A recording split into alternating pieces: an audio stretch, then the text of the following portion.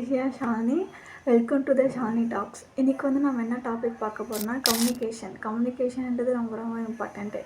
எல்லாருக்குமே தெரியும். இப்போ நீங்கள் ஒரு இடத்துக்கு போகிறீங்கன்னா அந்த இடத்துல நீங்கள் என்ன நினைக்கிறீங்கிறது உங்களால் ஒழுங்காக கம்யூனிகேட் பண்ணினா ரொம்ப ரொம்ப கஷ்டமாயிடும்.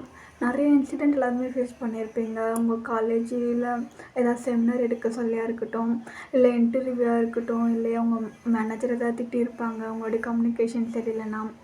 ஸோ கம்யூனிகேஷன்ன்றது ஃபஸ்ட்டில் நம்ம இங்கிலீஷில் ஃபஸ்ட்டு நல்லா லேர்ன் பண்ணிப்போம். ஓகே, நான் எனக்கு நடந்த ஒரு இன்சிடெண்ட் நான் சொல்கிறேன். ஃபஸ்ட்டு நடந்த இன்சிடெண்ட்டு என்னென்னா, ஒரு 2 years பேக் வந்து ஃபேமிலி கூட வெளியே போயிருந்தேன். அப்போ வந்து அட்ரஸ் கேட்குற மாதிரி ஒரு சுச்சுவேஷன் வந்துச்சு. எங்கள் அம்மா போய் அட்ரஸ் கேளுன்னாங்க.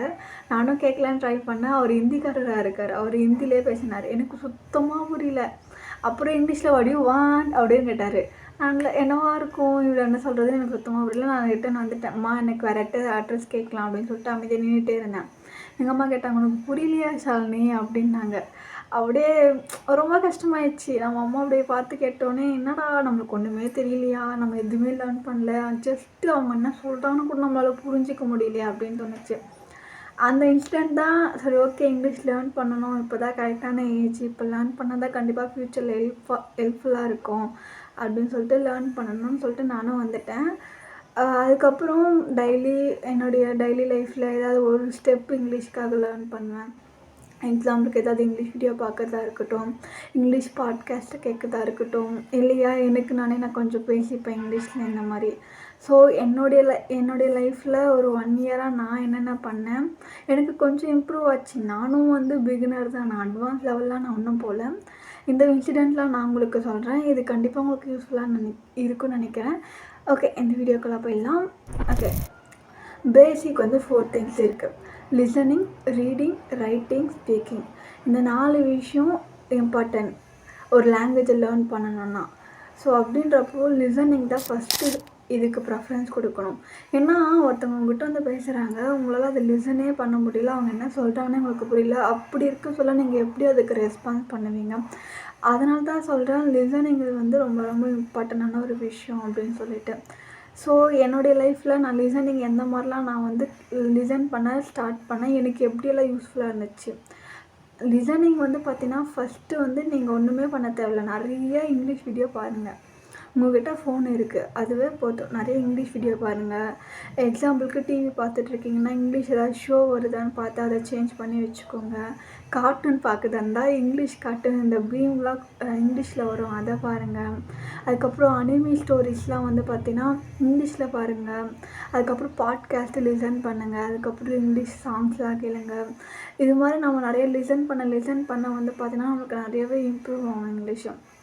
ஸ்டார்டிங்கில் வந்து புரியாது தான், எனக்கும் அதே மாதிரி தான் இருந்துச்சு. எனக்கு சுத்தமாக புரியல.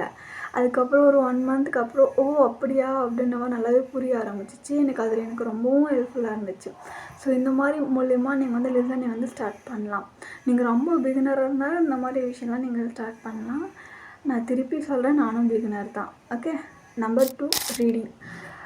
ரீடிங் ஏன் நான் இதில் ரீடிங் இம்பார்ட்டன்ட் தான். நான் எப்படியெல்லாம் ரீட் பண்ணி யூஸ் பண்ணேன்னா, அட்லீஸ்ட் வந்து செல்ஃப் ஹெல்ப் அட்டாமிக் ஹாபிட்ஸ் இந்த புக்கு வந்து ரொம்பவும் யூஸ்ஃபுல்லாக இருக்கும்.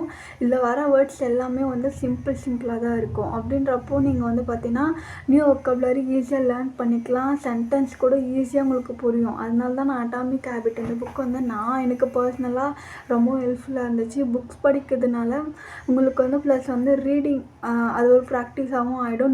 நியூ வொக்காபுலரி லேர்ன் பண்ண மாதிரியும் இருக்கும். நீங்கள் வொக்காபுலரி லேர்ன் பண்ண மட்டும் போதாது, அதனுடைய மீனிங் என்னென்னு தெரிஞ்சுக்கிட்டு நெக்ஸ்ட் டைம் நீங்கள் யாருக்கிட்டாவது பேச போகிறீங்கன்னா அந்த டைமில் அந்த வார்த்தையை நீங்கள் யூஸ் பண்ணணும். அதுக்காக தான் நம்ம மோஸ்ட் ஆஃப் த டைம் வந்து பார்த்தீங்கன்னா நியூ வொக்காபுலரி வந்து லேர்ன் பண்ணுறோம்.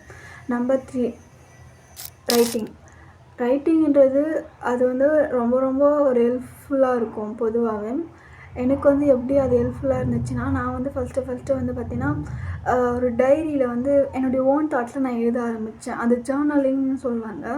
அது மூலிமாவே எனக்கு அதில் நான் ஃபுல்லாக இங்கிலீஷில் தான் எழுத ஆரம்பித்தேன். தமிழ் எதுவுமே யூஸ் பண்ணல.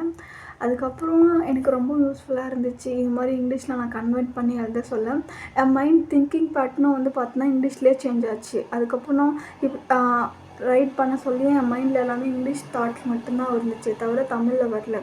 அதே மாதிரி ஈஸியாகவே என்னால் சென்டென்ஸ் வந்து மேக் பண்ண முடிஞ்சிச்சு. அதனால தான் சொல்கிறேன், இதுவும் ரொம்ப யூஸ்ஃபுல்லாக இருக்கும். ரைட்டிங் வந்து நீங்கள் ஒரு வேளை அட்டாமிக் ஹேபிட் புக் படிச்சிங்கன்னா அதில் இருக்கிற நீங்கள் என்ன ஏதாவது லேர்ன் பண்ணியிருப்பீங்களா, அதை கூட நீங்கள் வந்து சென்டென்ஸாக அப்படியே இங்கிலீஷில் ரைட் பண்ணுங்கள். அது கூட உங்களுக்கு ரொம்ப யூஸ்ஃபுல்லாக இருக்கும். நம்பர் 4 வந்து பார்த்தீங்கன்னா ஸ்பீக்கிங். ஃபஸ்ட்டு 3 விஷயம் நம்ம கரெக்டாக பண்ணாலும் நம்பர் 4th வந்து பார்த்தீங்கன்னா ஸ்பீக்கிங். நீங்கள் அதை கரெக்டாக பண்ணுறது ரொம்ப ரொம்ப முக்கியமான விஷயம். ஏன்னா இப்போது எக்ஸாம்பிளுக்கு நல்லா லிசன் பண்ண முடியுது, நல்லாவும் படிக்கிறீங்க, நல்லாவே சென்டென்ஸ் மேக் பண்ணி எழுதுறீங்க. பட் ஒருத்தவங்க கூட உங்களால் கான்வர்சேஷன் மேக் பண்ணி உங்களால் பேச முடியலைன்னா அப்போ இது 3மே வேஸ்ட்டு தானே. ஸோ அதனால தான் சொல்கிறது 4th ஒன்று ஸ்பீக்கிங் இம்பார்ட்டன்ட். நீங்கள் நிறைய விதமாக ஸ்பீக் பண்ணலாம். உங்கள் கூட நீங்கள் பேசிக்கலாம்.